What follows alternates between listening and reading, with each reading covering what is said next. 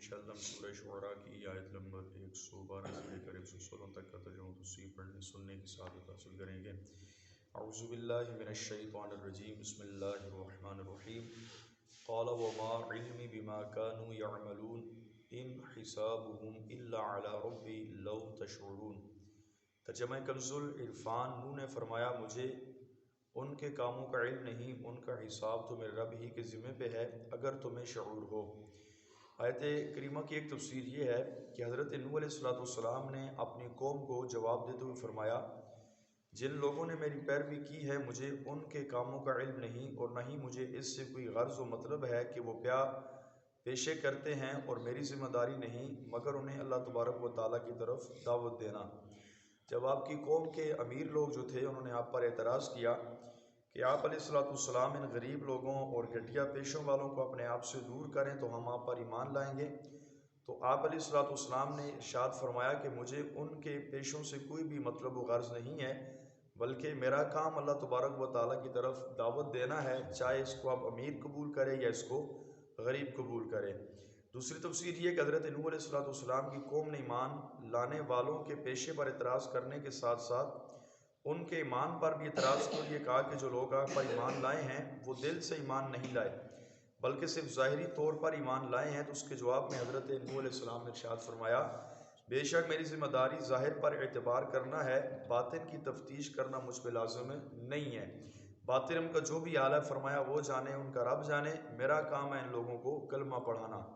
وما انا بطارد المؤمنین ان انا الا نذیر مبین قالوا لئن لم تنتہی یا نوح لتکونن من المرجومین۔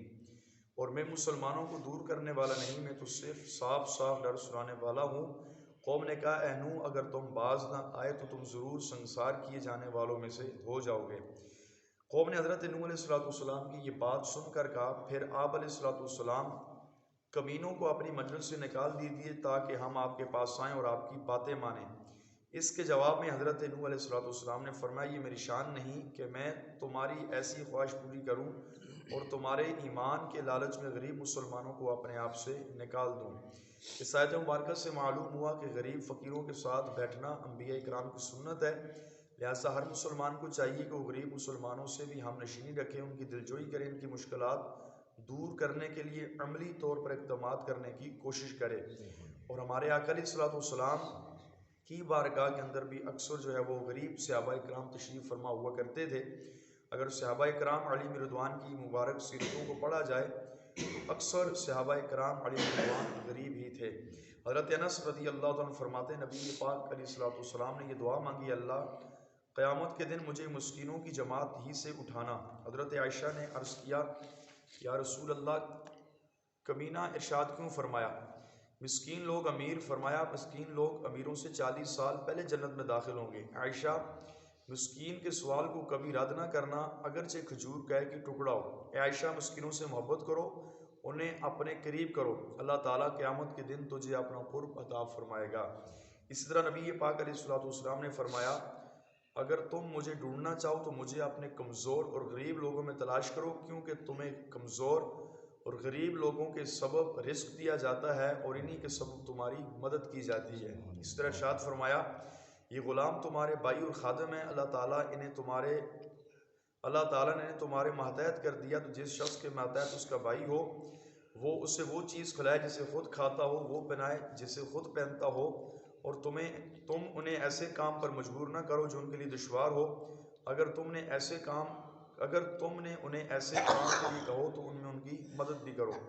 اسی طرح کثیر احادیث میں یتیموں بیواؤں کی سرپرستی کرنے، مزدوروں اور ان کا پسینہ خشک ہونے سے پہلے مزدوری دینے، غریبوں مقروضوں کو مہلت دینے یا قرض معاف کرنے کی تعلیم جو ہے وہ دی گئی ہے۔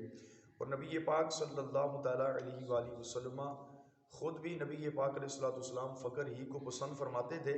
علامہ شیخ عبدالحق محدث دہلوی فرماتے جب نبی پاک کسی محتاج کو منازع فرماتے تو اپنا کھانا پینا تک اٹھا کر اس کو عنایت فرما دیتے، حالانکہ آپ کو بھی ضرورت ہوتی، آپ کی عطا مختلف قسم کی ہوتی، مگر نبی پاک صلی اللہ تعالیٰ علیہ وسلم کی بارگاہ کے اندر کوئی چیز میسر ہوتی تو جس بھی قسم کا غریب آتا نبی پاک صلی اللہ علیہ وسلم اس کو دے دیا کرتے تھے۔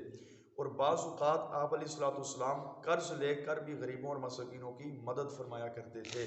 اللہ تبارک و تعالیٰ جل شانہ کی بارگاہ میں دعا ہے اللہ رب العالمین ہم سب کو بھی اپنے پیارے آقا علیہ الصلوۃ والسلام کی اس پیاری پیاری سنت اور سیرت پر عمل کرنے کی توفیق عطا فرمائے، آمین بجاہ النبی الکریم صلی اللہ علیہ وسلم۔